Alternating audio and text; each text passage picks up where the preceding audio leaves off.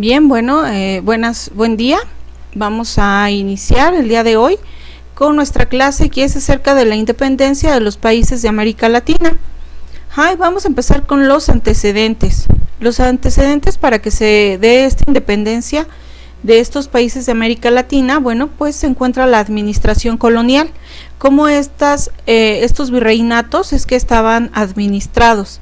Tenemos el Consejo de Indias, los virreinatos, las capitanías generales, la Comandancia General de la Nueva España, las audiencias y las intendencias, que son diferentes o eran diferentes órganos y tenían ciertas facultades propias de cada uno de ellos. Bueno, pues tenemos el Consejo de Indias. Este dice que era un aparato administrativo integrado por 14 miembros seleccionados por el rey. Sus funciones eran legislativas. ¿Qué quiere decir que eran legislativas? Es decir, creaban leyes. Eran judiciales porque además hacían cumplir esas leyes y además eran administrativas. Pero vamos a decir que el Consejo de Indias era básicamente su función más que nada legislativa, además de que era un órgano encargado de asesorar al virrey en ciertas cuestiones. Dice también que promulgaba decretos y en 1680 se hizo una recolección de todos estos decretos. A estos decretos posteriormente se le conoció como leyes de Indias. Si nosotros vemos en las imágenes, en la parte de abajo, bueno, pues está esta recopilación de esas leyes de Indias. Y bueno, pues dice que también reglamentaba aspectos de la vida colonial, como la iglesia, las universidades, a los mismos virreyes, obras públicas, a los indios, a los negros y las contribuciones. Además, podía, previa consulta con el rey, crear nuevas divisiones territoriales. Obviamente aquí la máxima autoridad seguía siendo el rey, el rey de España. Sin embargo, todos estos aparatos administrativos estaban regidos por él, tenían cierta autonomía, pero siempre tenían que rendirle cuentas primero al rey y pedir su opinión. Además, también podían crear nuevos empleos y remover funcionarios coloniales. Y sobre todo dice que estaba al cuidado de los aborígenes y la supervisión de la Casa de Contratación de Sevilla. Aquí es muy importante mencionar que cuando España llega en el siglo XV y XVI a colonizar a los pueblos de América, todas estas civilizaciones que había aquí en América, España lo hace, pero viene con el pretexto de traerles la religión verdadera. En este caso, bueno, pues el catolicismo. Hay que recordar que, bueno, pues las religiones que practicaban aquí en América, bueno, pues eran a base a veces de sacrificios humanos. Entonces, bueno, pues ellos estaban de cierta forma como aterrorizados por ese tipo de cosas, o al menos eso era lo que ellos decían. Y bueno, pues con ese pretexto ellos llegan, ¿no? Para traerles la religión verdadera, ¿no? Y bueno, pues por eso es que estaban al cuidado de esos aborígenes o de todos esos indios. Ellos llegaron tratando de darles, según así como que traerles la civilización, ¿no? Que en realidad, bueno, pues no lo necesitaban porque eran ciudades muy bien organizadas, ¿no? Ellos ya tenían una civilización preestablecida donde existía un rey, o bueno, el emperador o Tlatoani, y tenían un sistema de vida pues que les funcionaba muy bien, que eso era lo importante. Sin embargo, bueno, pues cuando llegan los españoles, esclavizan a todos estos indígenas y al ser esclavizados, bueno, se les imponen trabajos muy fuertes, trabajos físicos donde los llevaban a extremos. Entonces muchos de ellos empezaron a morir. Es por ello que, bueno, pues el Consejo de Indias tenía a su cuidado a todos estos aborígenes. Muchos de ellos llegaban a morir en las minas. Los españoles vinieron por el oro y por las mujeres, ¿no? Así como muy difícil de creerlo, pero por eso venían los españoles. Entonces, a pesar de que ellos venían por el oro, ellos no se metían a las minas para extraer el metal, sino que metían a los indígenas para trabajar y sacar el metal. Y como nosotros sabemos, a una determinada profundidad en las minas hay gases tóxicos. Entonces había muchos indios que se empezaban a morir de una manera muy pronta, precisamente por estar aspirando todos esos gases tóxicos en las minas, además de que se les infringían castigos corporales muy severos en el caso de la evangelización, cuando estaban siendo evangelizados y no querían aceptar la religión que les traían los europeos, pues entonces eran sometidos a castigos corporales muy fuertes. Entonces el Consejo de Indias estaba encargado de esa parte. Y bueno, pues dice que la supervisión de la Casa de Contratación de Sevilla, lo vamos a ver un poquito más adelante también, pero la Casa de Contratación de Sevilla tenía a su cargo el comercio, básicamente el comercio exterior, regulaba el comercio de todo lo que salía de España a América, y pues lo que salía de aquí de América, que llegara directamente a España y que no se fuera a comercializar eso con algún otro país que no fuera España. Otra de esta administración colonial que es importante es el virreinato. Dice que el virrey era el representante personal del rey. Era el primero aquí en la colonia. Entre sus funciones estaba nombrar funcionarios. Esto también debía de ser con la previa autorización del rey. Y bueno, pues una vez ya autorizado, él lo podía hacer. Y medidas para la protección del reino.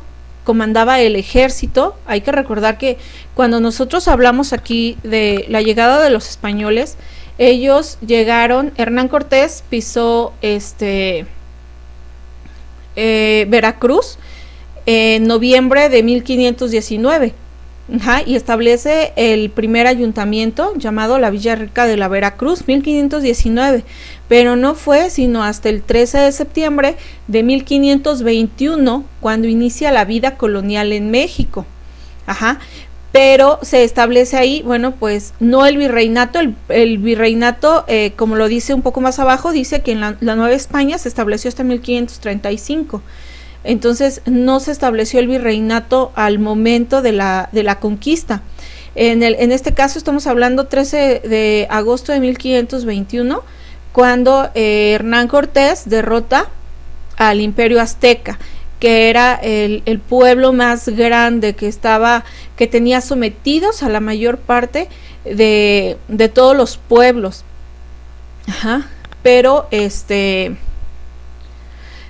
no terminó ahí, ¿no? O sea, nada más había sometido a un pueblo, sí al más importante, pero todavía le faltaba seguir conquistando más.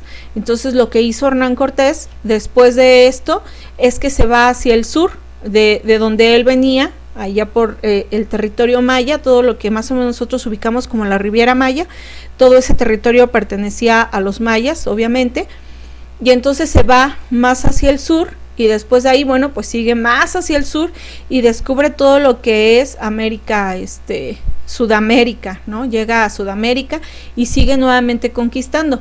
Entonces es por eso que el virrey también comandaba el ejército en busca de nuevas conquistas, de más territorio para poder conquistar. Además dice que el virrey promulgaba ordenanzas y proclamas.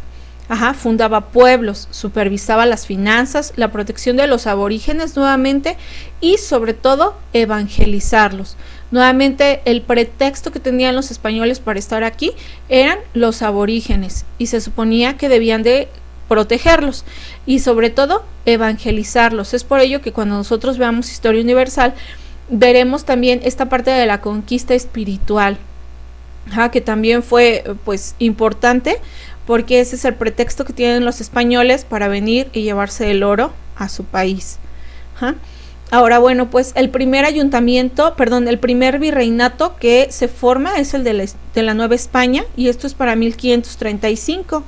Es decir, que aquí hubo una forma de gobierno antes, establecida por Hernán Cortés, pero posteriormente, que fue el repartimiento o encomienda, y posteriormente el rey de España lo quita, y va a establecer a los virreyes. Tenemos en el lado inferior, del lado izquierdo, tenemos a don Antonio de Mendoza, el primer virrey de la Nueva España, y del lado derecho tenemos al último virrey también de la Nueva España, que es don Juan de O'Donoghue.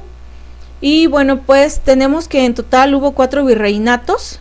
Fue el virreinato de la Nueva España, 1535, después viene el virreinato de Perú en 1543, viene el virreinato de Nueva Granada en 1711 y el virreinato de Río de la Plata en 1776. Otra de las formas de la administración colonial fueron las capitanías generales, y bueno, pues aquí las partes más remotas de la capital se fueron separando y se puso como administrador de ellas a un funcionario llamado capitán general. En un principio dependían del virrey, pero después fueron independientes. Por lo tanto, aquí tenemos como capitanías generales 5: Cuba y Florida, Puerto Rico, Guatemala, Caracas y Chile. Estos eran como pequeños virreinatos. Si nosotros podemos, ahorita más adelante vamos a observar los mapas y vamos a ver que el virreinato de la Nueva España era muy grande, pero de repente los virreinatos empezaron a crecer tanto que el virrey ya no podía controlar todo el territorio. Entonces había pequeñas partes que empezaron como a separarse, ¿no? Se empezaron a separar, y entonces, para no perder el control, el rey de España fue llamando a los capitanes generales. Ahí se formaron estas capitanías generales para que pudieran estar gobernando en nombre del rey de España. Eran como si fueran pequeños virreinatos en pequeño. Ahora, si nosotros observamos aquí el mapa, tenemos en la parte norte el virreinato de la Nueva España, en lo que es actualmente el territorio de México y parte de Estados Unidos. Y más para acá tenemos la Capitanía General de Cuba. Estamos hablando aquí, y de Florida. ¿Recuerdan esta parte? Entonces aquí tenemos todo esto aquí, Capitanía General de Cuba y de Florida. Es una parte, bueno, pues que ya era más remota y se necesitaba un gobierno. Aquí este territorio, bueno, pues era muy grande, entonces el virrey no se daba abasto. Se empiezan a separar estas partes y surgen esas capitanías generales. Por acá adelante tenemos la Capitanía de General de Guatemala, aquí lo que va a ser Centroamérica. Capitanía General de Venezuela, esta parte de verde.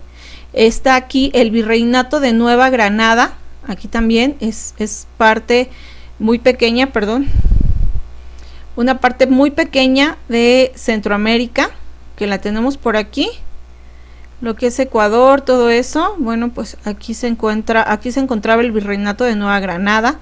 Más abajito tenemos el virreinato de Perú, y más abajo tenemos el virreinato de Río de la Plata. Y también tenemos la Capitanía General de Chile, aquí a un ladito de Río de la Plata. Aquí tenemos, hoy se me va. Bueno, aquí es donde se puede ver cómo estaba establecida esta distribución de los virreinatos y las capitanías generales. Y bueno, pues en la parte de amarillo, pues todo esto fue dominio de Portugal.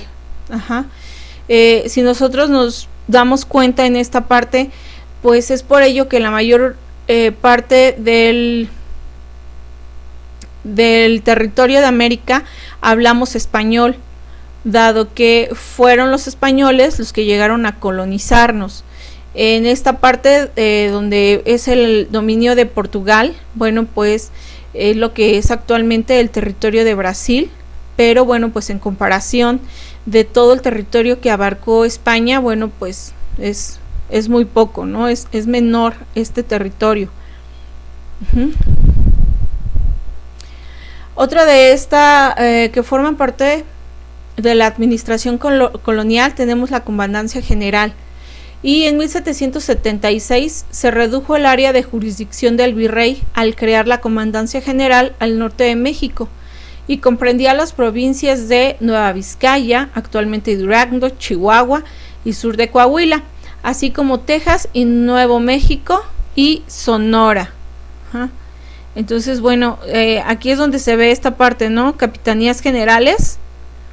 La Capitanía General ya la habíamos mencionado, y aquí está la comandancia de las provincias internas. Todo esto era la Comandancia General. Estos eran como subdivisiones que había en los virreinatos. Otro de estos órganos en la administración colonial eran las audiencias. Y bueno, las audiencias eran una institución administrativa y también judicial. Y dice aquí que era el Tribunal Superior en su jurisdicción, y ante ella se apelaban las decisiones de tribunales menores.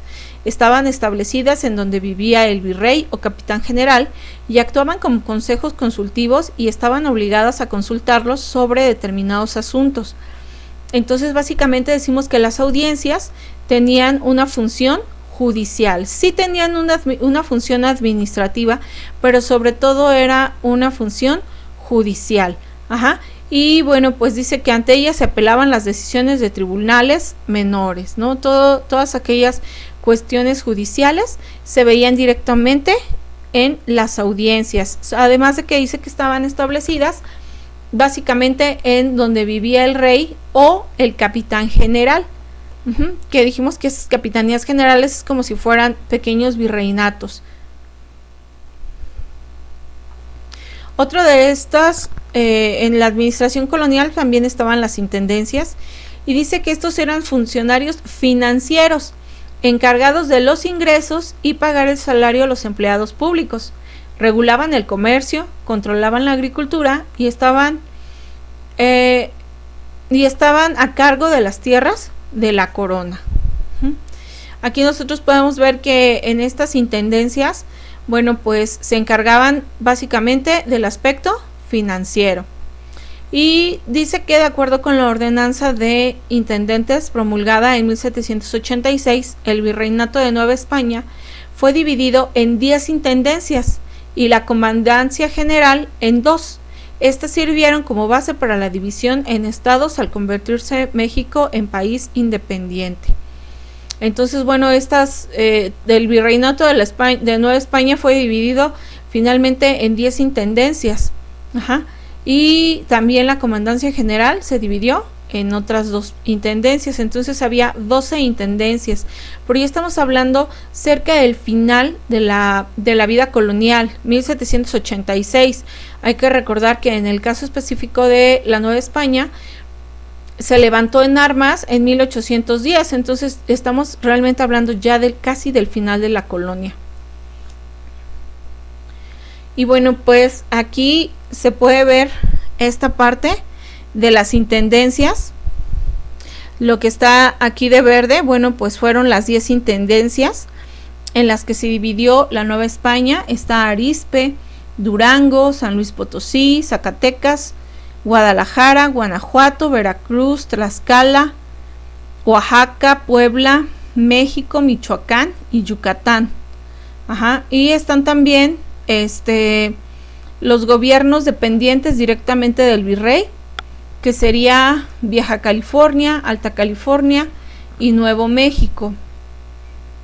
En esta parte, bueno, pues se pueden ver bien cómo estuvo dividida o cómo se dividió la Nueva España en intendencias, básicamente con la idea de organizar toda la cuestión judicial, ¿no? Como ya lo habíamos visto, financiera. Corte. Toda la cuestión financiera de las colonias.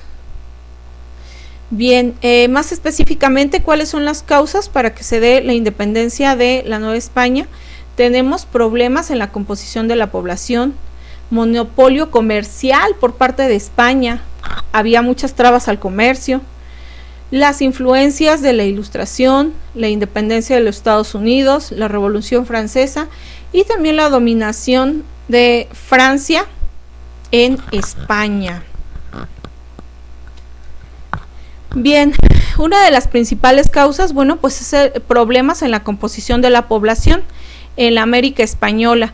Dice que eran aproximadamente 17 millones de habitantes, y de esos 17 millones de habitantes se calcula que aproximadamente 7 millones y medio eran indios.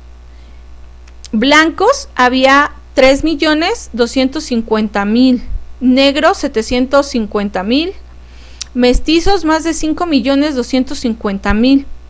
Ajá, entonces más o menos así estaba compuesta la población de América. Obviamente los indios eran los aborígenes, los nativos de aquí de América, los blancos, que muchas veces ponemos españoles, pero a mí no me gusta llamarlos solamente españoles, porque cuando hablamos de los blancos hablamos también de los criollos, y en ocasiones se dice que los criollos son los españoles nacidos en América, pero no pueden ser españoles porque no nacieron en España, no tienen la nacionalidad española, sino tienen más bien esta nacionalidad americana, y es por ello que ellos van a buscar la independencia de España, ¿no? Precisamente porque se sienten más americanos que españoles o europeos.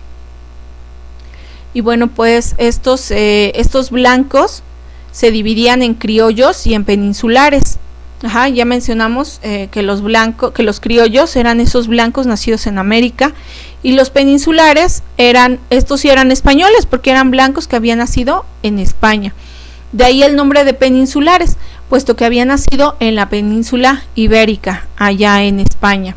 Sin embargo, aunque estos dos pertenecían pues al mismo color de piel o a la misma raza, existía una gran rivalidad entre estos dos grupos. Y dice que esta rivalidad era aún mayor que podía haber existido entre los indios o las mismas castas, dado que la mayoría de los puestos de la administración colonial estaba en manos de los peninsulares.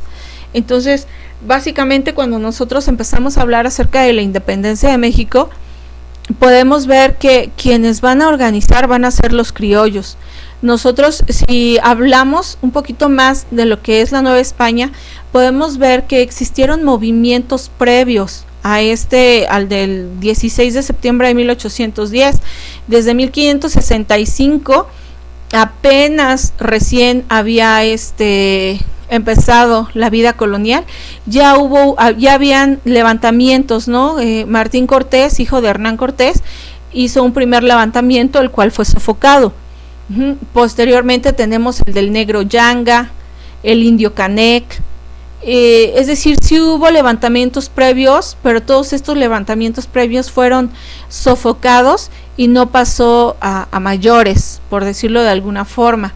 Sin embargo, cuando nosotros vemos en el caso de Miguel Hidalgo, del famoso grito de Dolores, todo eso, pues sí fue un levantamiento que trascendió, pero nuevamente estamos hablando que quienes iniciaron ese movimiento fueron los criollos, ¿no? Que son los criollos los que a lo mejor pretendían alcanzar puestos altos dentro del gobierno, pero no se les tenía permitido porque no eran peninsulares, no venían de España. Ajá. Y bueno, pues básicamente la independencia de América Latina se da por estas inconformidades de los criollos hacia los peninsulares. Y bueno, pues también surge algo que se conoce como el sistema de castas. Este sistema de castas es el mestizaje. En la parte inferior podemos ver que estos mestizos, dice que más de 5.250.000 eran mestizos, es decir, eran un chorro de gente, ¿no? La mayor parte de la población, pues sí, eran indios, ¿no? Ahí teníamos 7 millones, pero los mestizos eran todavía más. Aquí, bueno, dice más de 5.250.000. Si nos podemos hacer cuentas con los 17 millones de habitantes aproximadamente, pues apenas estaríamos con los 7 millones y los 3 serían 10, 11, tal vez como unos 12 millones, ¿no? de habitantes, pero sí, los mestizos era una parte muy considerable. Los mestizos eran la mezcla de las razas. Las razas eran tres: los indios, los blancos y los negros, y los mestizos era la mezcla de estas razas. De ahí que los mestizos, llamados así mestizos, eran hijos de blancos e indios. Después estaban los mulatos, que eran hijos de blanco con negro, y los zambos, que eran hijos de indio y de negro. Ajá, entonces,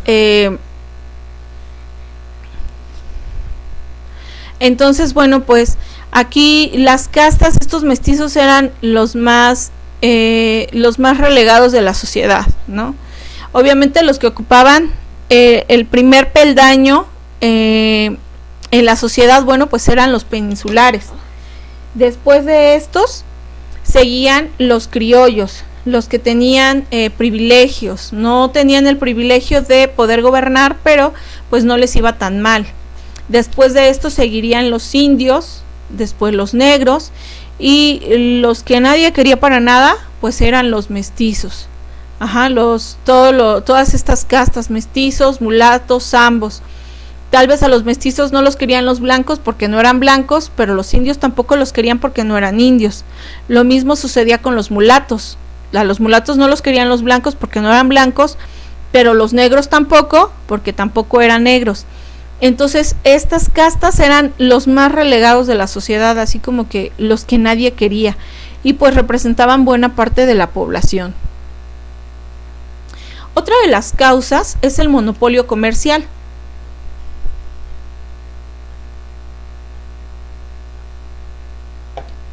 Las colonias solo podían comerciar directamente con España.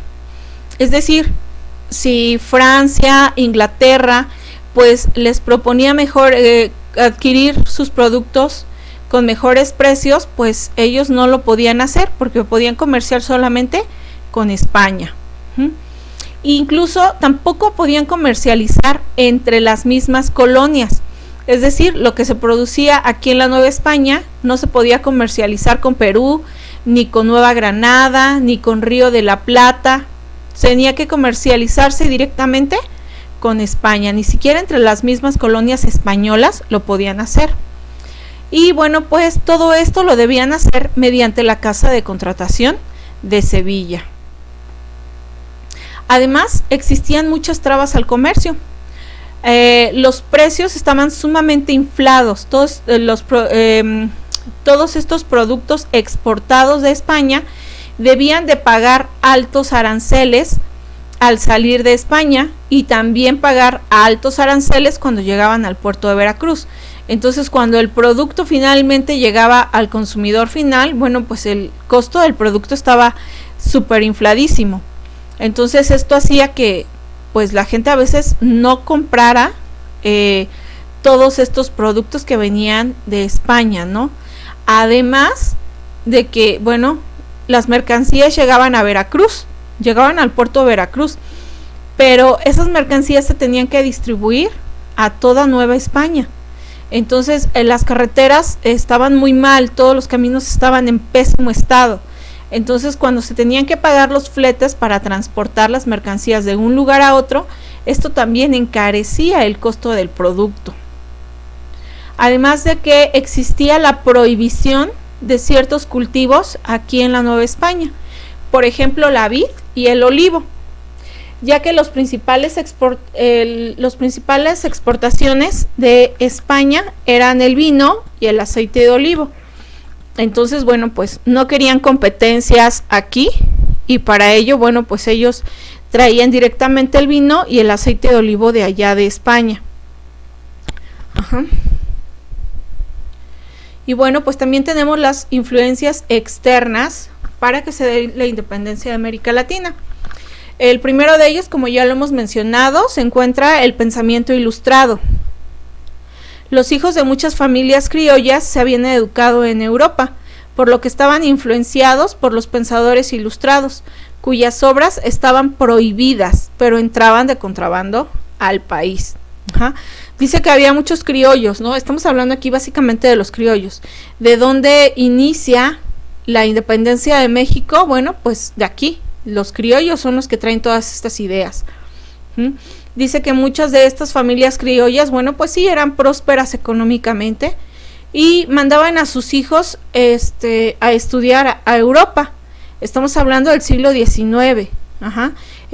Recordamos nosotros que el siglo XVIII fue el siglo de las luces, pero todas estas ideas ilustradas pues ya se habían extendido por toda Europa. Entonces muchos de estos jóvenes criollos pues se habían empapado de todas estas de toda esta filosofía ilustrada, conocían perfectamente a todos estos pensadores ilustrados. Y bueno, incluso el libro, la enciclopedia, como ustedes recordarán, la enciclopedia es el libro donde se reúne todo el pensamiento ilustrado. Todas estas todo este pensamiento ilustrado, bueno, pues eran libros que estaban prohibidos, ¿no? Estaba sobre todo prohibido hasta por la misma Iglesia Católica. Pero a pesar de ello, todos estos libros con ideas ilustradas, bueno, pues entraban hasta de contrabando al país. Y bueno, pues también se fueron extendiendo. Otra de las influencias externas es la independencia de Estados Unidos. Dice que en ella los preceptos filosóficos de la Ilustración habían tenido una aplicación práctica al rebelarse contra su rey, declarar la independencia y establecer un gobierno democrático. Entonces, finalmente, bueno, sí, ellos habían escuchado de la Ilustración y todo se oía muy bien, pero la verdad es que no fue sino que hasta que Estados Unidos consiguió su independencia, es que México dice, bueno, pues si ellos ya consiguieron su independencia de la madre patria, es decir, de Inglaterra, pues probablemente nosotros también lo podemos hacer. Es por ello que la independencia de Norteamérica es importante, porque se ven finalmente puestas en práctica todas estas ideas ilustradas y que al parecer no eran solamente una teoría, sino que era algo que en realidad sí podría llevarse a la práctica. Otra de las causas, bueno, pues es la Revolución Francesa, que por la misma situación, ¿no? Es una revolución de carácter liberal, que va en contra de todas esas ideas sobre monarquías absolutas y todo este tipo de cosas, ¿no? También trata a base de todas estas ideas de la Ilustración de conseguir su libertad de todas esas ideas conservadoras. Y bueno, pues como ya lo vimos en la clase anterior, como consecuencia de la Revolución Francesa, tenemos la dominación francesa en España, cuando Napoleón Bonaparte invadió España. Y dice que en 1808, como ya lo habíamos visto, dice que Napoleón deseó unir a su imperio y obligó a Carlos IV, y a su hijo Fernando VII a renunciar al trono, y puso en su lugar a su hermano llamado José Bonaparte. Entonces, ¿qué era lo que estaba sucediendo aquí? No era una monarquía, y cuando llega Napoleón Bonaparte, bueno, pues también trata de ocupar un lugar, ¿no? Trata de quitar al rey. Y entonces, bueno, pues en su lugar pone a José Bonaparte, y la misma gente de España va a tratar o más bien sacó a Napoleón Bonaparte de España, ¿no? Terminaron por expulsarlo del territorio español. Sin embargo, bueno, pues esto también es un factor importante en el aspecto ideológico, pero también fue como un factor de distracción, ¿no? Los españoles estaban ocupados tratando de sacar a los franceses de su territorio, y entonces en la Nueva España dijeron, ahora es cuando.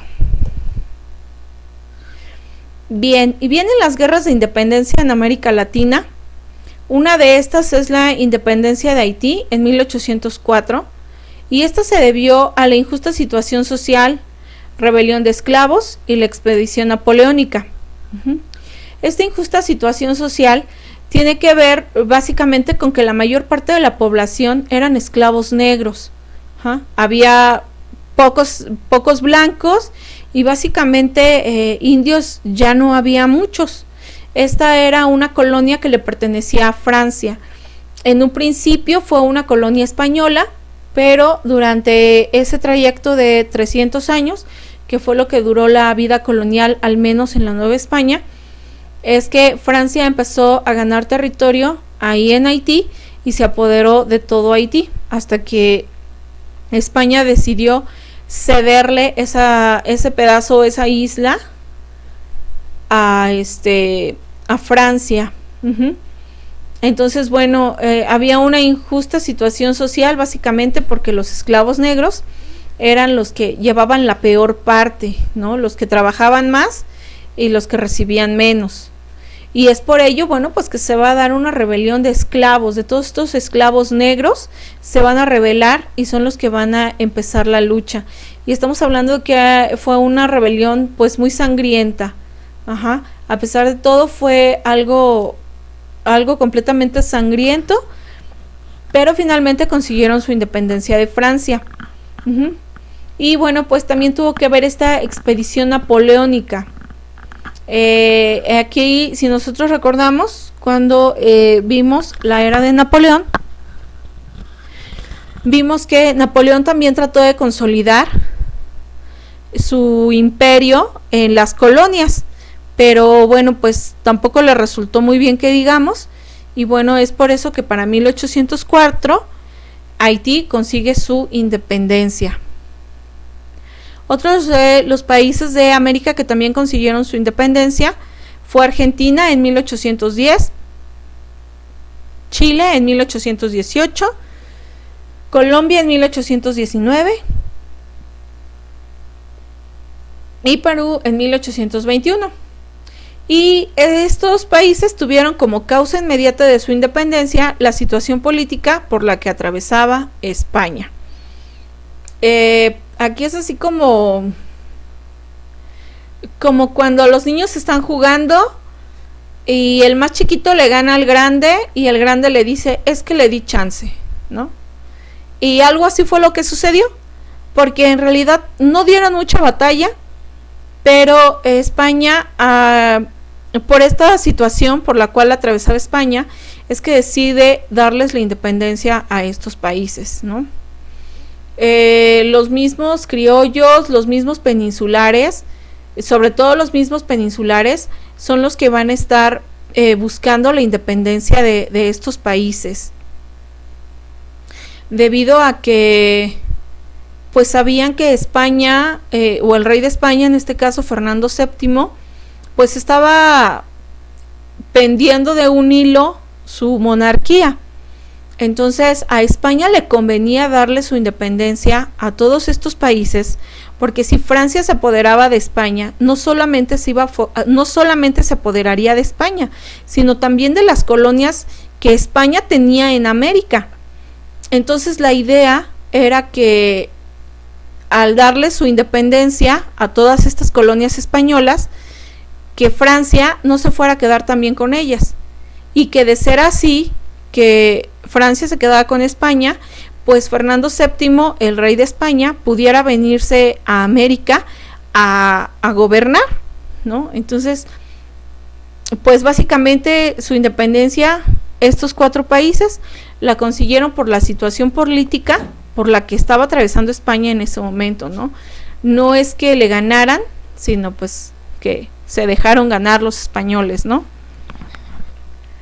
También tenemos a Paraguay, que consiguió su independencia en 1815, Uruguay 1830, Bolivia 1825. Estos países lograron su independencia después de luchas internas en América Latina. Aquí se puede decir que, bueno, pues sí hubo como que un poco más de derramamiento de sangre, ¿no? Fueron guerras que se prolongaron durante mayor tiempo, mayor cantidad de tiempo, pero finalmente también consiguen su independencia a través de luchas internas. Y bueno, pues aquí también tenemos quiénes fueron los principales libertadores. Tenemos a José de San Martín, Simón Bolívar, José de Sucre, y también tenemos a Miguel Hidalgo. En la parte superior derecha tenemos a José de San Martín. En la parte inferior izquierda tenemos a Simón Bolívar. Bueno, no tenemos por aquí a los otros dos, pero bueno, pues también formaron parte. Y bueno, pues con esto estamos terminando este tema, que es la independencia de América Latina. Esto se da a principios del siglo XIX, como le estamos viendo. Nosotros podemos ver que en el caso de la Nueva España, bueno, pues también consiguió su independencia, y esto fue para 1821, el 27 de septiembre de 1821, que fue cuando el ejército trigarante entró triunfante a la Ciudad de México. Y ahí, bueno, pues aparece este personaje que fue Miguel Hidalgo y Costilla. Posteriormente de todas estas guerras se va a dar una situación de liberalismo contra conservadurismo, y no se da solamente en Europa, sino en todo el mundo. En México nosotros lo vemos, a lo mejor ya cuando empezamos a hablar de Juárez. Es más, desde que México consigue su independencia, se empiezan a dar estas peleas, estas luchas internas entre liberales y conservadores. Lo mismo sucedió en Europa, el liberalismo contra el conservadurismo, todos aquellos países que trataban de crear repúblicas, y todos los países conservadores que pretendían seguir manteniendo una forma de gobierno feudal, un régimen feudalista. Pero bueno, eso lo vamos a ver más adelante. Y con esto terminamos nuestra clase del día de hoy. Recuerden que tienen que contestar el cuestionario, todas las preguntas que vienen en el cuestionario. Ustedes pueden consultar la información directamente aquí en la presentación. Y bueno, pues cualquier duda, bueno, también pueden mandarlas por WhatsApp o por correo. Y bueno, pues muchas gracias por su atención.